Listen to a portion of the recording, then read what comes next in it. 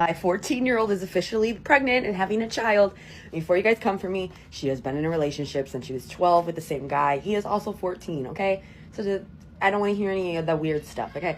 So at first I was a little taken back when she said that her and her boyfriend were trying for a baby because she's 14. And I was like, girl, like, you can't handle a baby at that age.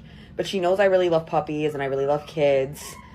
And we talked about it and we sat down. She said she thinks she's ready and that she's mature and she's a lot more mature than the kids in her class, that she's been with him for 2 years and that they think that they're ready. And I brought up the concern, like, hey, you're in school. How are you supposed to go to school? And she said, well, Mom, you love kids. You can watch my baby during the day. And I sat around thinking, and I got lonely one night and I realized, low key, that's a great idea. So I gave her the green light. I told her if it happens, it happens. If it don't, it don't. But, like, I'll help you every step of the way.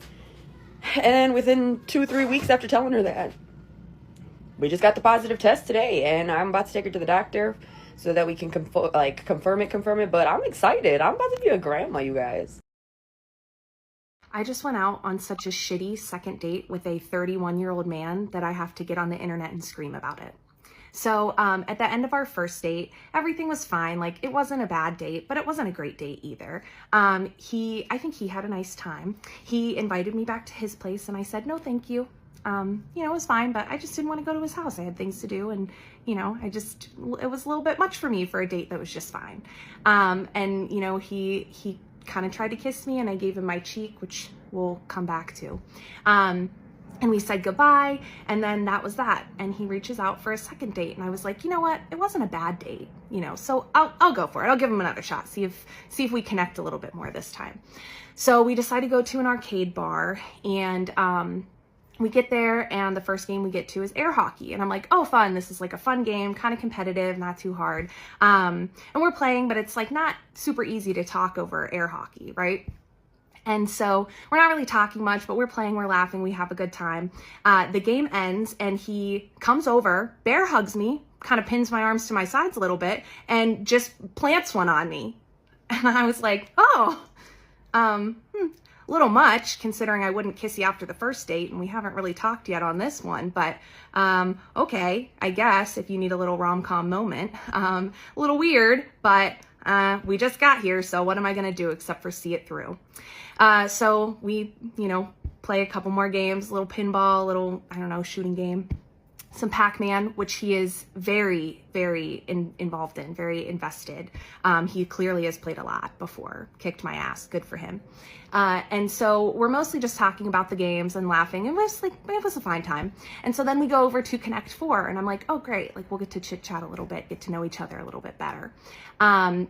So we play the first game, I kick his ass.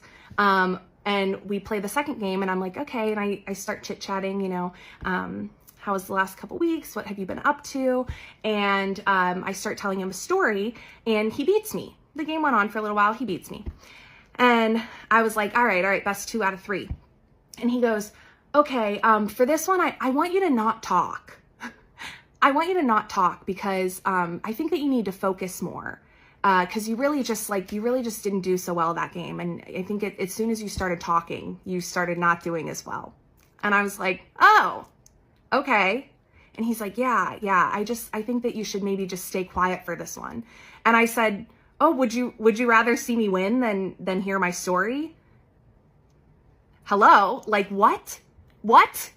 And he goes, well, I just want you to be more competitive. It's more fun for me.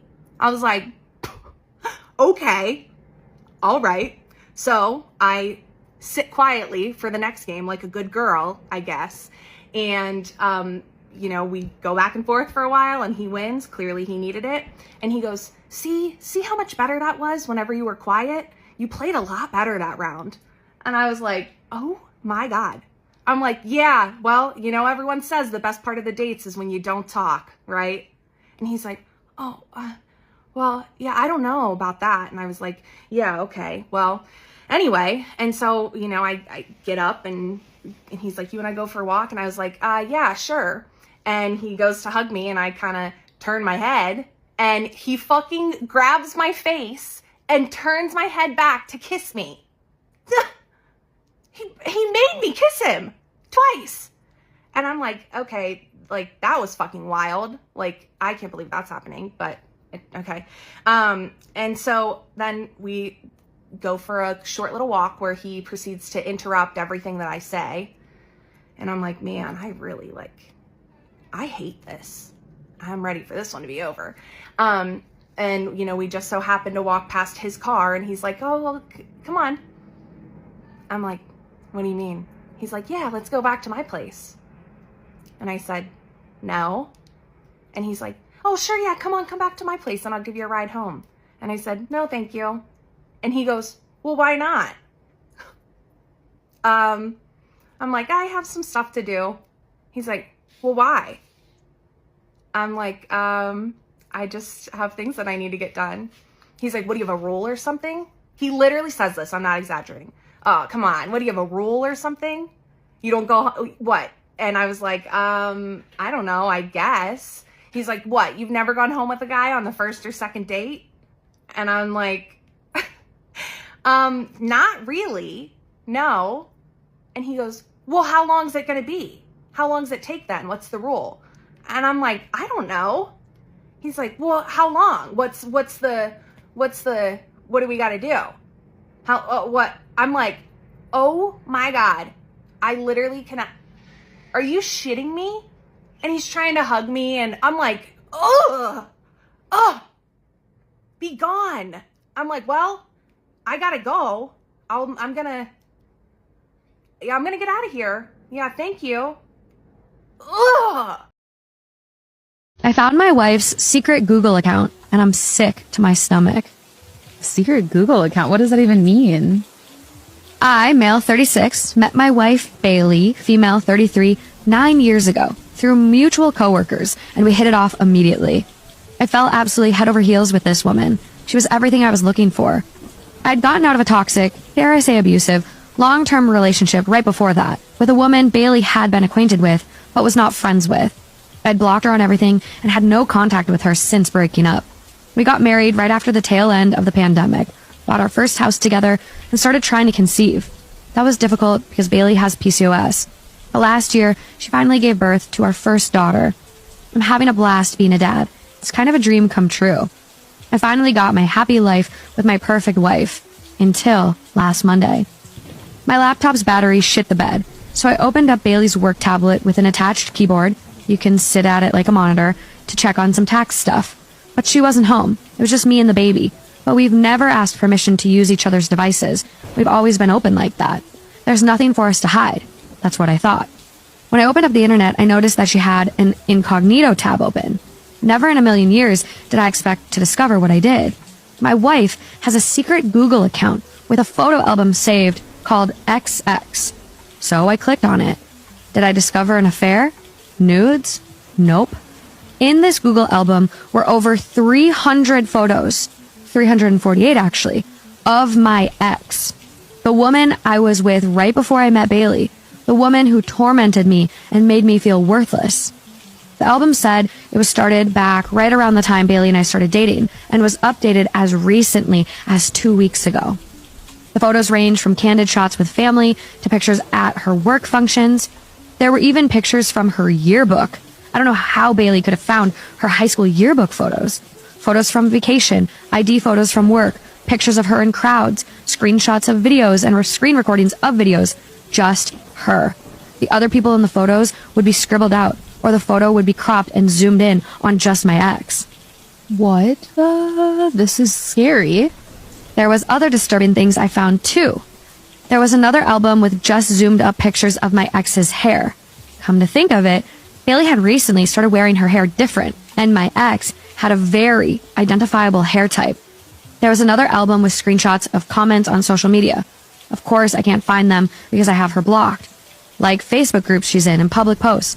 And my ex is very low-key on social media. I can't imagine the lengths Bailey went to find them. My ex literally lives in another country now. There were also different links to the exact outfits she was wearing, like very specific blouses and trousers you'd have to really go looking for to find. A specific water bottle I remembered her purchasing, and identical hiking boots and sandals. So basically, my partner of almost a decade has been single white femaling my ex-girlfriend. What? Is that a phrase these days? has secretly stalked her to the point of buying her exact clothes and changing her hair. And now I'm starting to realize Bailey's new interests over the years were just my ex's. Bailey has turned herself into my ex. Whoa. Everything feels like a lie. Our love feels like a lie. The things we share feel like a lie. I threw up and had a panic attack.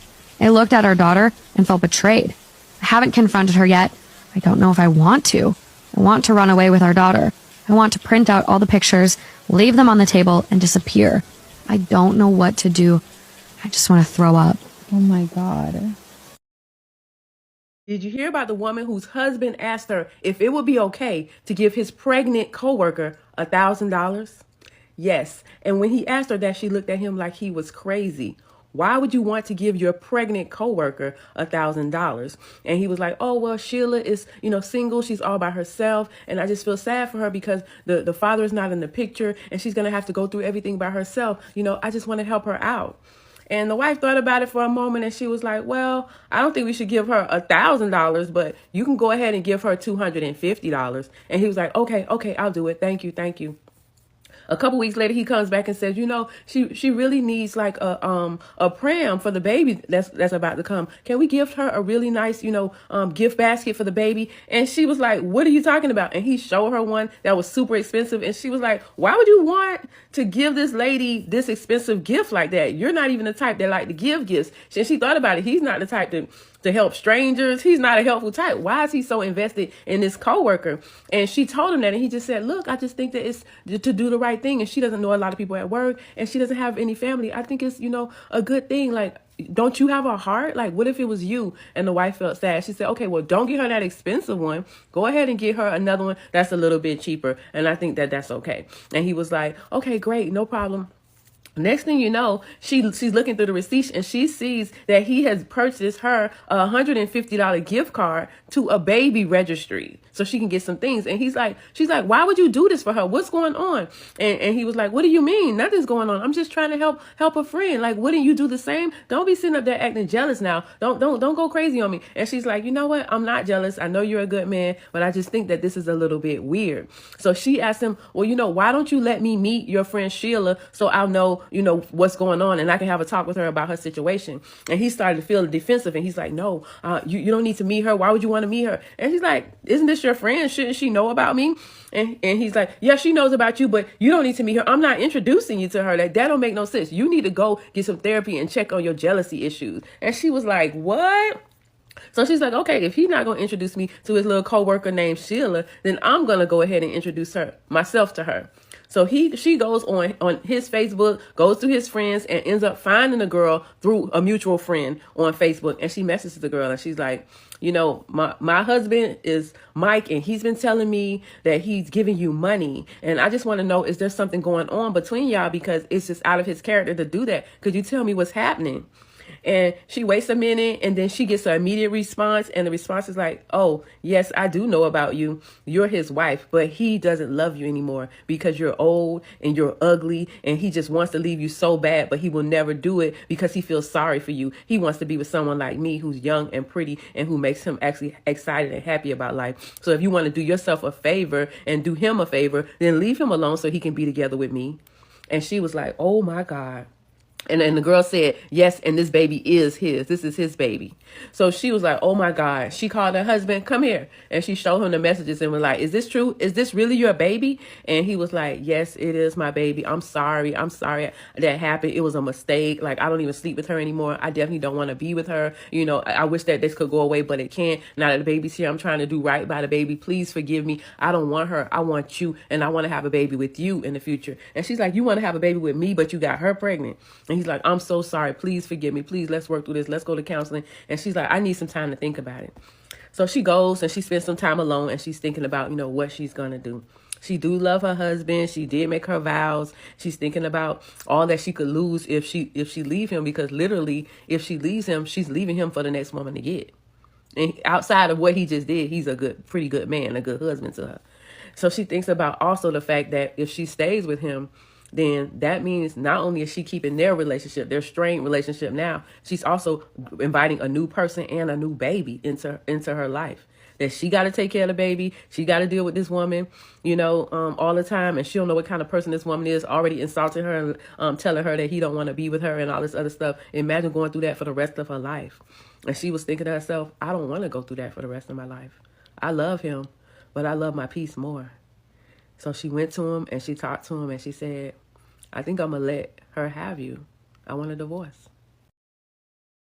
My boyfriend tried to cheat on me, so this is what I did. My boyfriend would always sleep with his phone in his pocket, and I obviously thought this was a red flag, but I just ignored it. But there's this one night where it probably slipped out of the sweats, and I woke up with it near my legs. And I wasn't thinking about going through his phone. I was just gonna grab it and put it on the charger. I had just woken up. I was kind of half asleep, but I see that he has a bunch of notifications. And I had never gone through this man's phone, but I can clearly see that these notifications are from a dating app. Now, in this moment, I obviously wanted to slap him awake, but I didn't because I knew I had to be smarter than this. If this guy wanted to play on my face, I was going to play in his face too. I started thinking about all the things that I could do to him as revenge, and then I got this idea. I asked a friend of mine whom he hadn't met yet if I could use her pictures to create a fake dating profile. I knew that he was going to match with her because she's totally his type. So they matched, and in the meantime, I'm putting on the performance of my life. Like, I'm pretending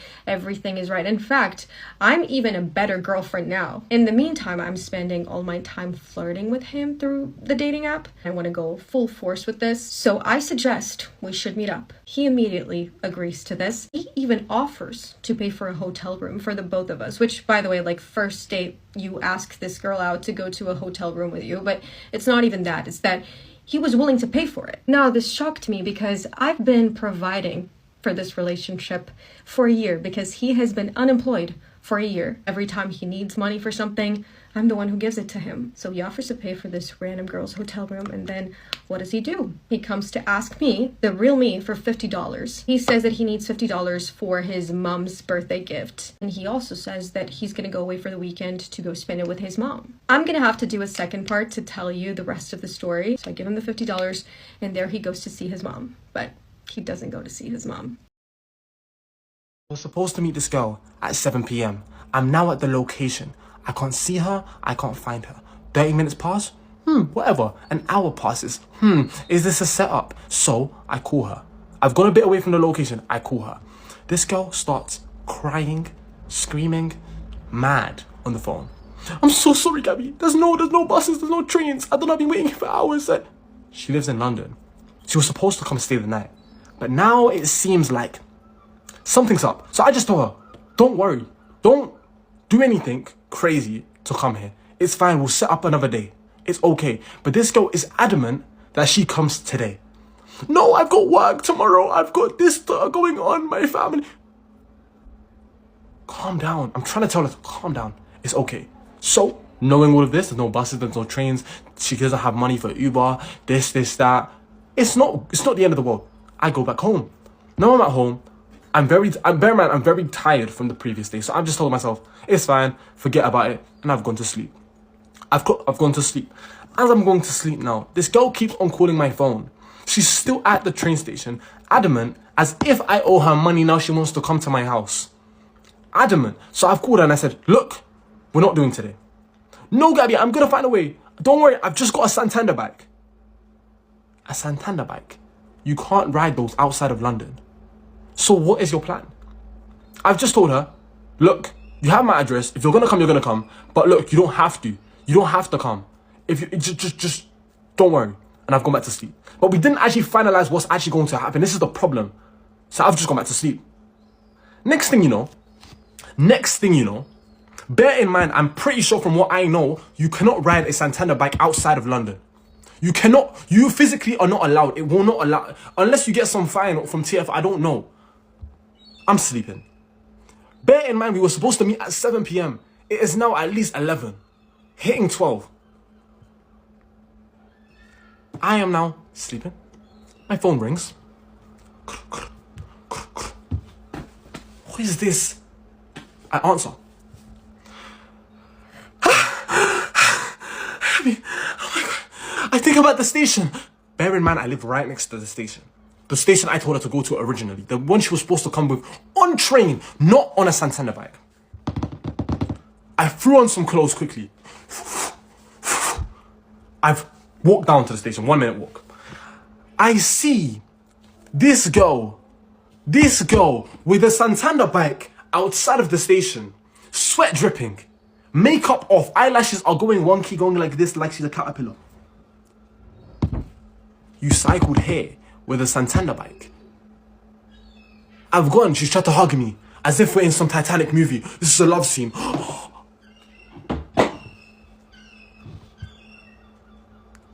You don't need to do that much to come and see me. It's okay.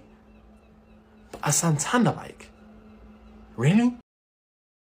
Here is the story time of my weirdest hookup ever. Last year on New Year's Eve, I went out with my friend and the guy that she was talking to and some of his friends. Long story short, one of the men ended up in my bed. We didn't end up doing anything. We just kind of like made out the whole night. We were both super drunk, so we just like made out and had a sleepover, like a little slumber party. So we wake up the next morning, everything's fine. We're just hanging out talking. He eventually leaves. So we're texting all day and he's like, come over, come over, come over. And knowing me, really just like feeling myself in this moment, I probably sent him a text along the lines of like, I'm gonna ride your dick into the sunrise. Or something even like a little bit more timid, like, are you gonna fuck the shit out of me or what? Like I know I was definitely like dirty talking with him. Like I know I was. So I was like, oh, like we're gonna have sex. Like I vetted you out, stalked your Instagram, and we had a fun night. Like why would I not? Like that's what I want. I'm really hyping it up at this point. I fully am. Because when I'm comfortable with somebody, all bets are off. Like I'm sucking the soul out of your penis and you and I both know it. You know what I mean? Like once I'm comfortable, I'm going to vocalize that. He's like, I got your Uber, come over. He's probably ecstatic at this point because of the things I'm saying, but he's like, just come on over. Okay, so flash forward, I'm at his apartment. All is going well. We're making out. I'm fully naked at this point, fully naked, laying in this man's bed. All of a sudden, I get this like rush to my body, like this heated rush just takes over my body and my mind is like, you cannot fuck this man. Like whatever you do, you are not sleeping with this man. I'm fully making out with this man while I'm having these like insane, it almost felt like a panic attack, but it wasn't a panic attack. It was just like, you literally cannot have sex with this man whatsoever. This thought is like taking over my body while I have his tongue down my fucking throat and I'm like, you are literally not sleeping with this man whatsoever. I never experienced anything like this, but my body and mind were like, you're not hooking up with this man at all. I'm like, well, that's awkward because I just told him that like I was gonna suck the soul out of his penis. Like what the fuck? So as I'm naked in this man's bed and just have a full-on intuition rush, I don't even know what it is, I look him dead in the eye as I'm naked in his bed and I'm like, what the fuck makes you think we're about to have sex right now? And he just looks at me like, then I make it worse. And I'm like, oh my God, sorry, like, did I kind of like hint that we were gonna do that? Like, I just really don't want to do that because I'm not about to tell this man I just had an intuition rush that I can't fuck him because that's pretty weird. But then there I am literally laying naked in his bed, watching some dumbass movie and I'm like laying there naked like, what the fuck do I do now? So I'm like, oh my God, it's getting so late. It's literally 7 p.m. It's 7 p.m. I'm like, I'm exhausted. I was trying to do anything to get out of there.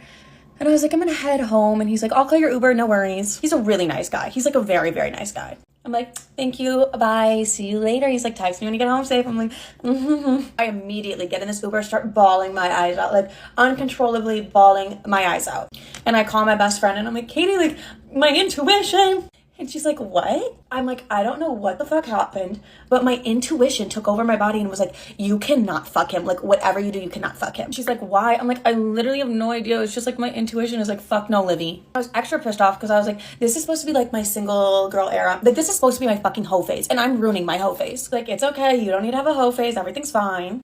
I get back to my apartment, I like FaceTime my sister and she's like, no, dude, that's like so fucking weird. Like, why did you do that? That's really fucking weird. And I'm like, I had an intuition surge. And she's like, are you sure it wasn't anxiety? I'm like, I am fucking positive it wasn't anxiety. It was an intuition surge or whatever. Him and I did continue to talk a little bit after.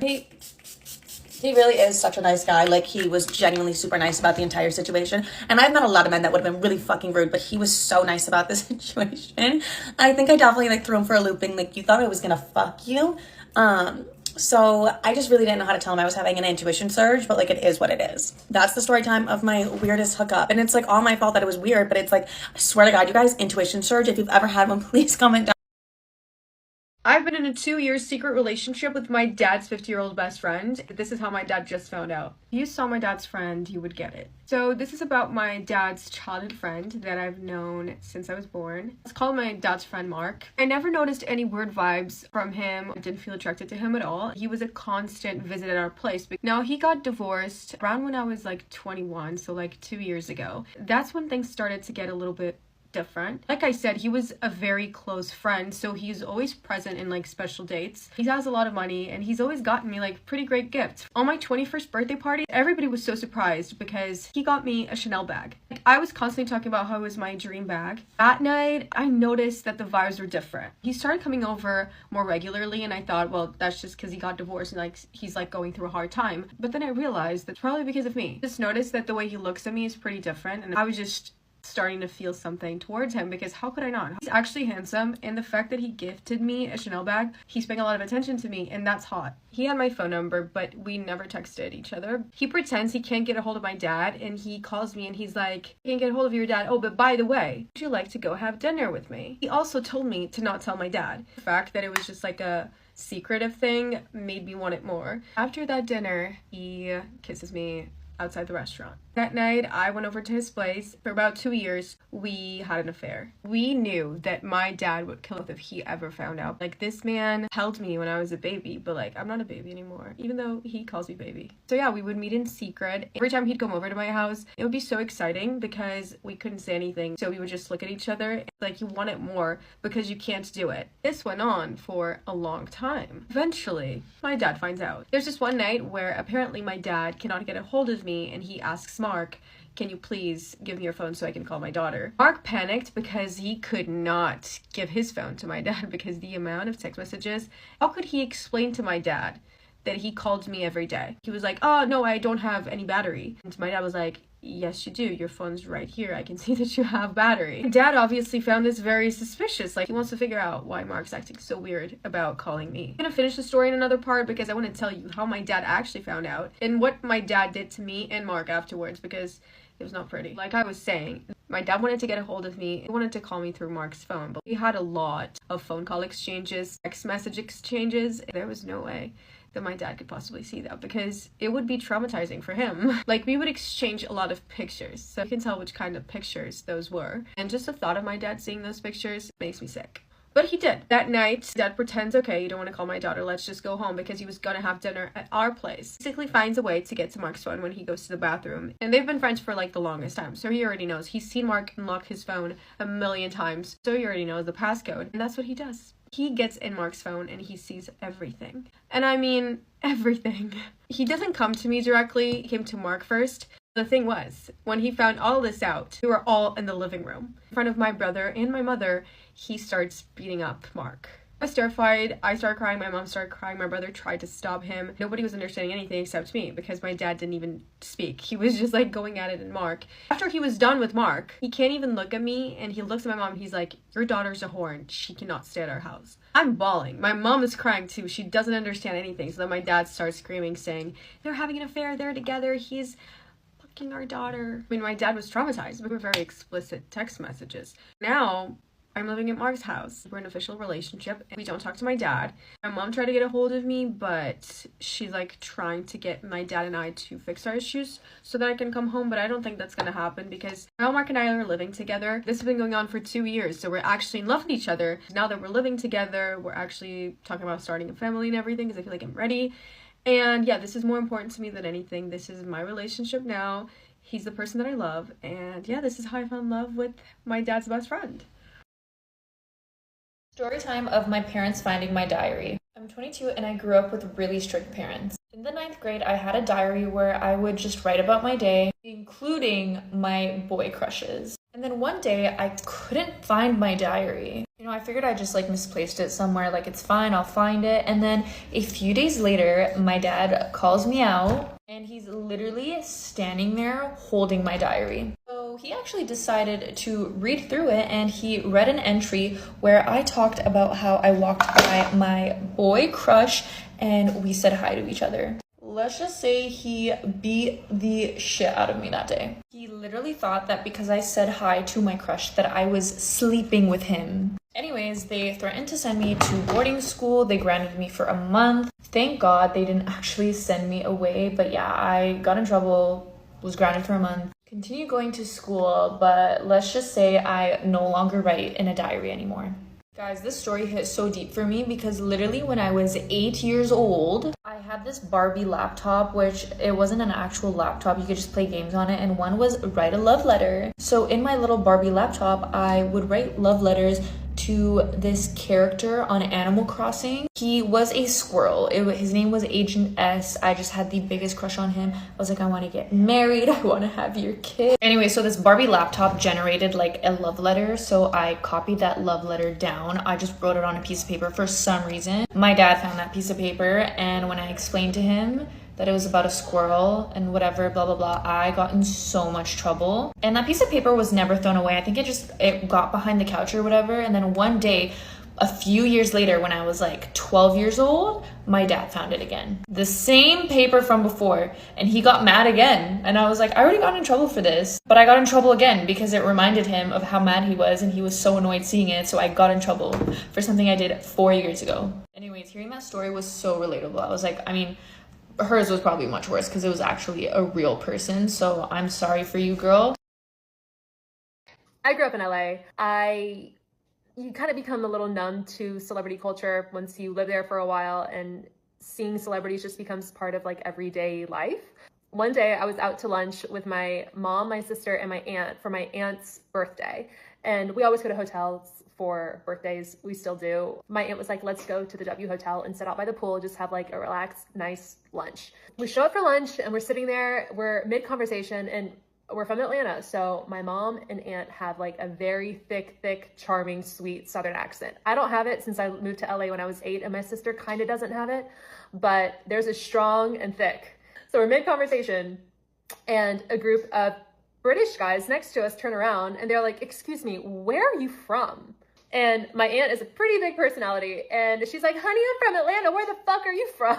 So that broke the ice. Everybody started laughing, and I had recognized them because, I mean, I'd seen them on TV, and I was in the music industry for a while, so I knew who they were. This was one of their first times in LA. They asked me what I was doing that day, like, where do you go? What's like fun to do around here? So I was like naming like, oh, have you gone to In-N-Out Burger? Have you gone to Millions of Milkshakes? That place was so good. If you remember, you know. I was like, do you guys want to come along? And so some of them did. And we kind of just developed a friendship. A few days later, they told me that they were going to be doing a show in Atlanta and if I was going to be there. And I was like, oh my God, yeah, we actually are visiting family. It's my nephew's birthday. So they're like, well, come to the show. I ended up going to the show. My family did too. And it was really fun. It was in Duluth, which is where I was born. The show was great. I was like talking to Josh from like the stage.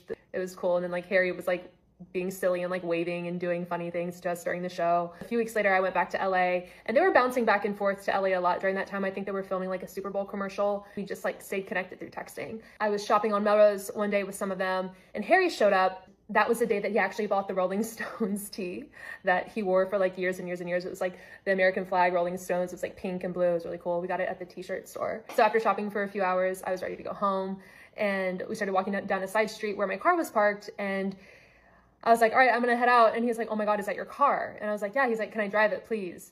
And I was like 17, and I like didn't want anybody driving my car because it was like new, nervous having people driving it. And he was like, please, I'm like a really good driver. I'll be careful. And like, I never really get to drive. It'd be so fun. And I was like, okay, sure. So we get in the car and we start driving, and he's like, where are we going? I'm like, well, let's just go to my house. So he's like, okay, cool. So all of us are in the car, and we drive up to my house, and we have dinner, and my mom was there, and my mom's boyfriend at the time made all of us dinner. I think we had like shrimp tacos, which is funny because I'm definitely allergic to shrimp now. And we just hung out for a while, and it was really, really sweet and just normal and fun. Harry kept mentioning throughout the night, like, I want to get a tattoo. And towards the end of the night, I'm like, well, what do you want to get? And he was telling me some ideas. And I was like, oh, I've always wanted a tattoo. When Harry's about to leave, he looks at me and he's like, come with me. And I said, I can't go with you to get a tattoo. And so then my mom hears, and she's like, Savannah is not getting a tattoo. I was like, I'm not going to get one, Mom. And he's like, don't worry. Like, she's not going to get one. I won't let her get one, but just come with me. So I said, okay. So we get in the car, and we go down the hill. He was getting it at Shamrock, which was not far from my house at all. And the second we set foot inside, he turned to me and said, what are you going to get? And I was like, I can't get a freaking tattoo. My mom would literally kill me. And he's like, hold on. So he calls her and he's like pacing on the side, like talking to her for like 5 minutes. And I could just hear like bits and pieces. And then he comes back with a huge smile on his face and he's like, you're good, you can get one. Then he's like, hold on. He goes and grabs a big piece of paper and a pen and he's just like drawing something for like 5-10 minutes. And he's like thinking and sketching and then like crossing stuff out that he didn't like. And then he walks up to me with a piece of paper. He's like, get this. And I looked at it and it was a heart. I was like, this is so cute. And you like it? I'm like, I love it. And I'm like, but it's too big. I need it smaller. He's like, okay, we'll make it smaller. And I was like, should I get it on my ankle? He's like, yeah. I'm like, I kind of like that spot. And he's like, cool, go for it. So I sat down to get the tattoo. I was nervous, which I think he could pick up on a little bit because he was like, do you need water? Do you need a Diet Coke? Are you okay? And I was like, yeah, I'm just like really excited. So I got it done and it didn't hurt because I think my adrenaline was pumping so hard. What is going on right now? Yeah, so then a few weeks later, they ended up inviting me to London. So I went there for a time and I actually ended up meeting my best friend to this day, Ashton, through them, which I am so thankful for. Over the years, their career obviously exploded and we all stayed in contact. And I was really close with Josh, the drummer, and then Dan, the guitar player, ended up being my guitar teacher for some time. And everybody was just so kind, from their crew, from their family, everybody. Went to a bunch of shows. I actually went to their last show at MetLife Stadium and we went backstage. We were in their dressing room and my mom Harry like ran over and got to hug my mom. And it was just like a really sweet, like family feeling. Like it was really wholesome and it was just really nice. People ask if we're still in touch, and no, I haven't been in touch with Harry for a very long time.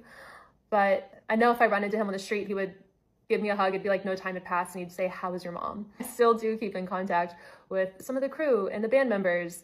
And it was just a really special time in my life. And it's like friends just drift apart. It's like in high school, like you're with a group of people for a period of time and then you go separate ways. And I don't know, I'm thankful for like that time in my life, and we all have very different lives now. It was a very strange, surreal, and sweet chapter of my life that I am very grateful for.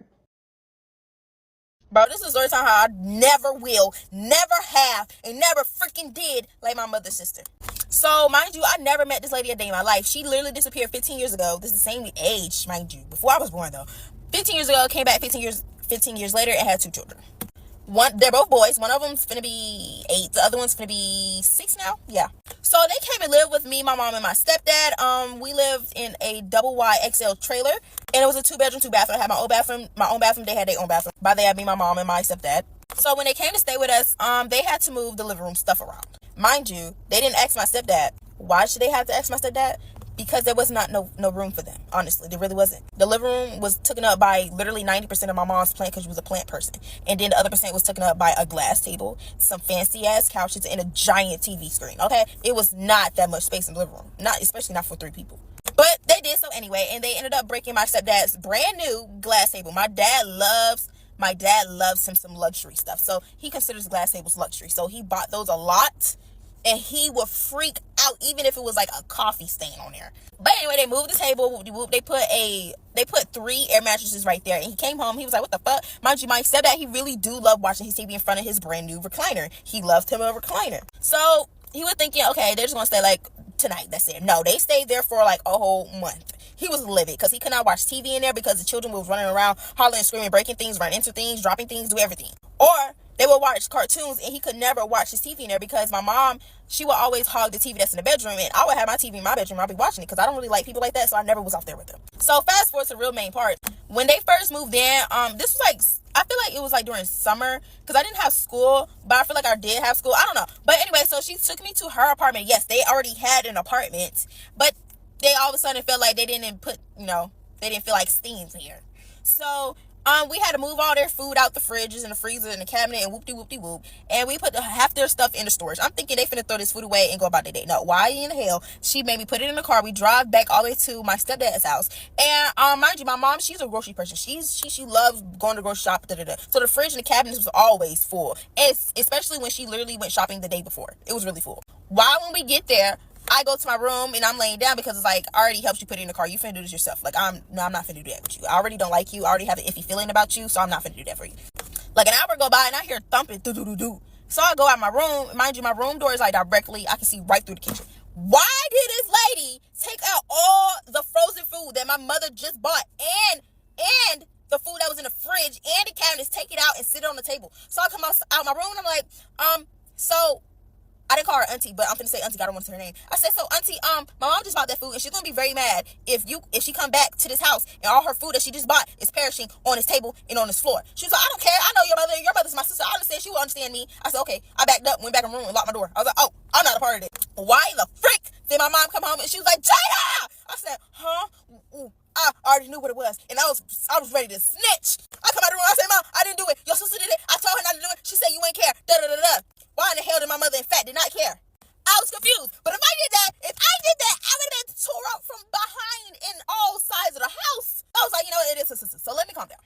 Calm down. No, I didn't. I was really mad. So, oh, yeah, school started. And he just called me. So I had to rush and tell him I'm parked in the same parking lot. Anyway, so weekend, school started, so I do it online. Da, da, da. So every morning, my mom, she bought me a giant box of a variety of Pop-Tarts. But now, why the hell I come in that one morning and none of the Pop-Tarts are there? The whole box is in the trash. My bad, y'all. I completely forgot I made that video, went to work, and here I am. So let me continue. So yeah, my mom had bought them Pop-Tarts only for me because I had like a weird finicky issue. I used to be picky about my food. So I remember this was during COVID because I had home, I was schooling from my laptop from home. I woke up one morning and I would go grab a Pop-Tart like I usually do. Mind you, I barely finished one of the boxes inside the giant variety pack. So this one day I had woke up, I grabbed my laptop, took it to the kitchen table because I wasn't allowed to do that in my room for some reason. I go in the pantry and where my Pop-Tarts, nowhere to be found, but I do see the box laying beside the trash can. So I'm thinking my mom had took the snacks and put them in her room because that's, just in case she don't want them to eat them. You would think, I don't know. So I knock on her door and I say, Mom, can I get a Pop-Tart? She was like, yeah, Jada, you already know you can. I don't know why you asking me. So I was like, okay, where'd you put them? She was like, Jada, in the pantry? What do you mean where I put them? I said, well, they're not in the pantry, so I thought you took them. This lady hopped up out that bed so quick and stumbled to the kitchen and she opened the pantry. They was not there. Mind you, my mom's sister and the two children are laying down in the living room. The living room and the kitchen is literally right beside each other. If you know how a trailer works, that's exactly how it works. My mom raised hell. I'm talking raised hell. She woke up everybody, started taking blankets off people, and she was like, where's my baby's Pop-Tarts? The aunt was like, my baby's ate them. Is there an issue? Why you say that to my mother? She finna whoop your ass now. My mom went off, as she should, because who was you talking to? My mom was like, well, they wasn't for your children, it was for my baby. I already told you what to eat, what not to eat, because they're for her and not for everybody. I don't eat those. My husband don't eat those. Woody woody whoop. Dumb. So I don't care what you eat and what you don't eat. I don't care what you say for your daughter. I don't care about none of that. Bruh, my mom drugged this lady off the air mattress she was on and stood over her and said, you don't care about what? That lady was scared to her bones. But anyway, they was arguing back and forth how siblings do. And then my mom had took me to the store and got me a different type of Pop-Tarts and told me to keep them in my room only. Don't let nobody eat them. So that's what I did because I didn't want nobody to eat my stuff anyway. More issues started adding up, such as I had my own bathroom in my room. And one night I woke up in the middle of the night and I had to use the bathroom. So I walk in my bathroom and I step on the mat and it's straight piss. Yes, it's piss. Why? Because I smelt it. It was very wet. So the next morning I went to go to my mom and my mom was like, well, tell them not to use the bathroom no more. Come here and use this bathroom. So this is what I did. I told them, hey, my mom said you can't use my bathroom no more because you keep peeing on the floor. You don't know how to pee in the toilet like a little boy's supposed to. They kept doing it. They kept pissing directly on my mat. So I told my mom again. She said, well, from now on, start locking your door every time you go in there because obviously they're not going to stop. So go ahead. Mind you, my mom's that type of person that locks doors, especially when it's between her daughter and her. She don't like that. But this time she had to make an exception because they was not trying to listen. So that's what I did. Mind you, this was the exact same time I had left my mom's room after she told me that. I went straight to my room. And like she told me to do is to lock the door after myself. So I had to put the latch on the door because the way our house was on a hill. So the door was going to fly back open. So I had put the latch on the door. And I kid you not, before the latch even settled down in the hole, why did my aunt come through the damn door busting through that shit? She busted through the door and tackled me on the bed. I was lost. Mind you, it's little on me versus looks like a 250-pound bitch. So I screamed my mom. My mom comes in the room and she's like, what's going on? And she's like manhandling her sister off of me. And I tell her what's going on. And then the sister's like, no, your daughter's being very disrespectful. She sat here and locked the door dead in my kid's face, saying that they can't come in here and use the bathroom no more. Yeah, I heard y'all conversation. Y'all weird, y'all funny acting. My mom was like, well, I've been telling you to tell your kids to stop pissing on her floor. I've been telling you to at least help around. You don't want to do that. I've been telling you to stop eating things that don't belong to you in this house. I've been telling you this. I've been telling you that. So this is a very, very small issue. why this lady and my mom going back and forth? All right, cool. The next day, basically the morning, I pretend like I sleep because like sometimes I really don't like being bothered in the morning. Like I said, I'm not a morning person.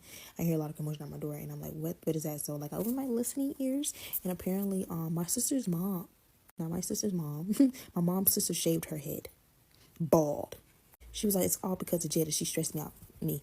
I stressed her out in my own house. When she did the thing she did. Okay. She said it's all because of Jada. She's stressing me out. Whoop de whoop de whoop. And then she left.